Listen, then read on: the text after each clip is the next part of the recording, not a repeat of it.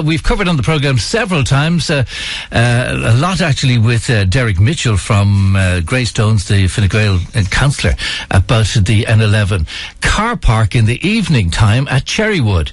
And in conversations we hear about Cherrywood is going to have a brand new development of houses, cinemas, schools and all that sort of stuff. So you'll never get home down the N11 M50 merge there on the evening time.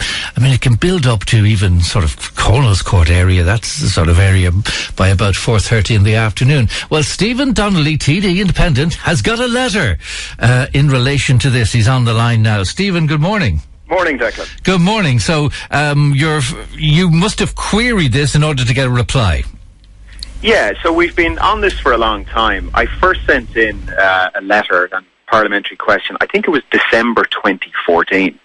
And it was a result of good news and the people getting back to work, jobs being created, but what it meant was more and more congestion on the N11. I know personally when I was trying to get into Leinster House, I used to try and get out of the house by about 7 a.m. to avoid the traffic, and now you can leave Greystones at 6:30 and you'll still hit it. So it's getting worse and worse.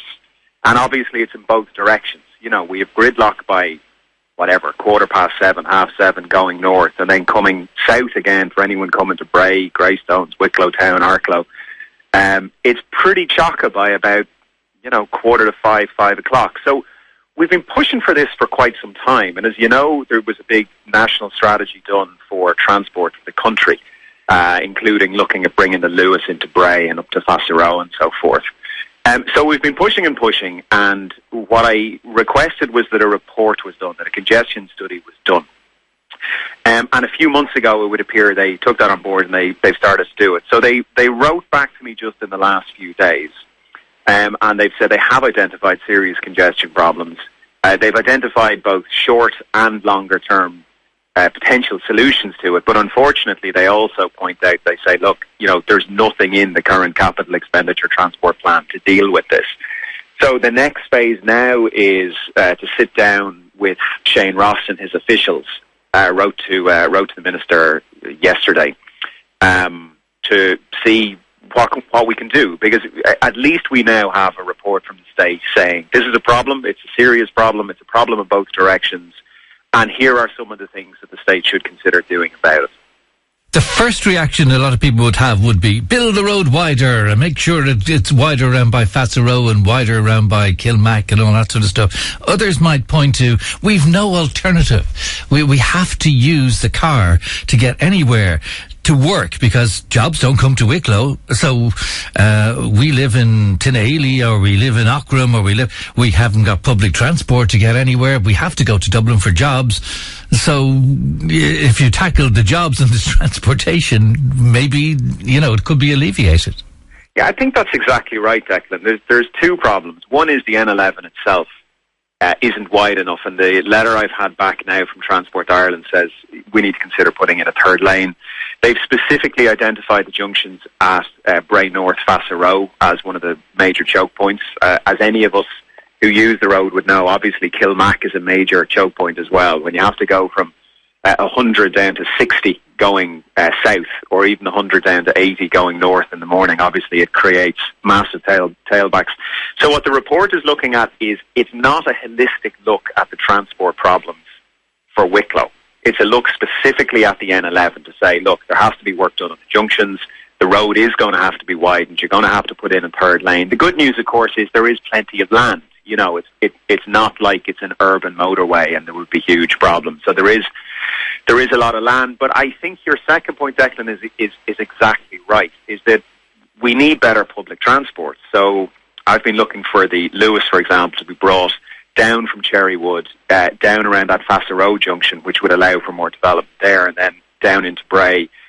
And it's expensive. The return ticket from Greystones, for example, into town it's very dear. So people are spending a lot of money. And as you rightly point out, places like Auckram have no public transport. I've met with ministers several times on this and said, look, this isn't reasonable. There's people in Auckram. The biggest issue, the most pressing issue is access to healthcare. So if you're living in Auckram and you need to get into Vincent's Hospital once a week or twice a week for checkups or for therapy or for whatever it is, what most people are doing is they're getting themselves to Arklow and then getting the number 2 up.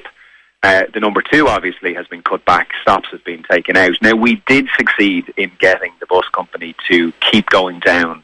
Is it Nutley Road? Whatever the Nutley Lane there at the hospital, yeah. Yeah, because they took that out as well. So there's a lot of issues. There's issues for people just trying to get to work. But there's also major issues for people trying to access healthcare.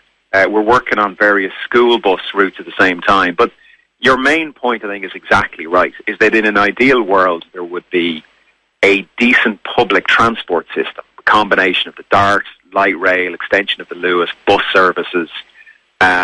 People in Wicklow town, for example, will tell you that the commuter train in the morning fills up and sometimes you can't get on. And the reason they're not putting on more trains is because there's nowhere on the rail for trains to pull in. You know, it's a single line, and a single line means actually there's very few trains you can actually run. So we're looking to see if Erin Road Éireann would look at creating I don't quite know how you would do it, but some way for trains to, pass each other so that we can get more public transport.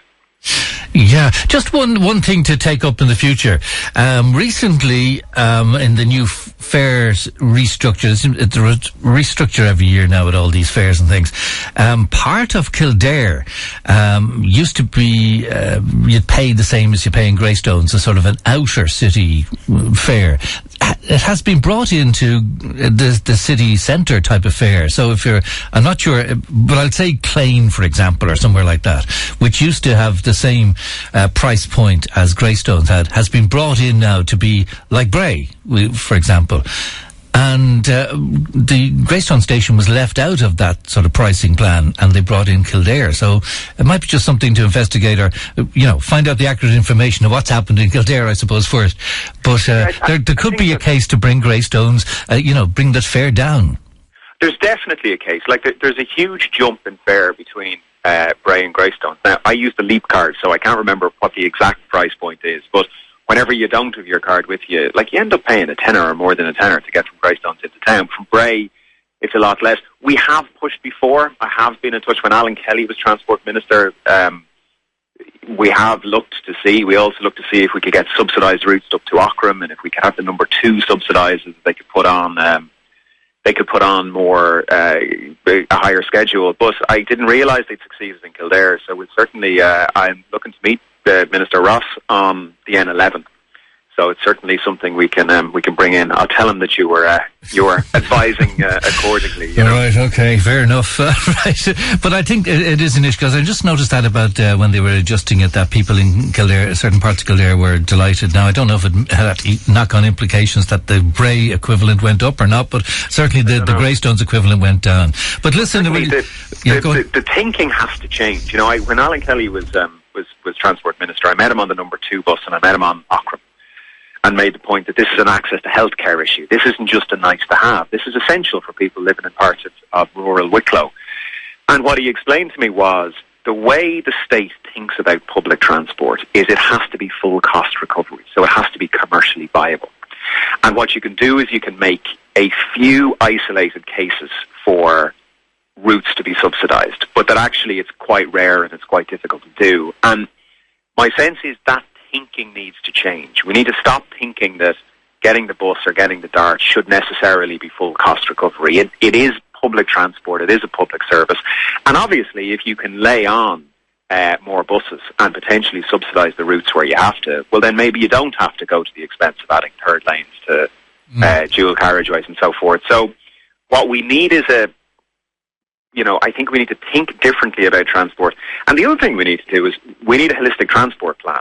So I had a very smart intern in the office with me during the summer and said to him, would you go and find Transport Ireland's or Erin Road Éireann's or whoever it is, go and find the transport map for Wicklow that shows the mainline trains, the Lewis's, and so on and so forth. 133, believe it or not, the Bolton Glass one, yeah, go on. It doesn't exist. So he spent several weeks literally on there's a huge map on my office wall where he's put in the bus stops and the bus routes. And, if no one in the state is thinking about this holistically and trying to join the dots up, saying, hang on a second, if you live in Carnew or you live in Arklow or you live in Ockram or you live in Bray, how do you get to hospitals? How do you get to schools? How do you get to work? So that thinking isn't being done at the moment. So I think it's not just a question of pouring more money into these things.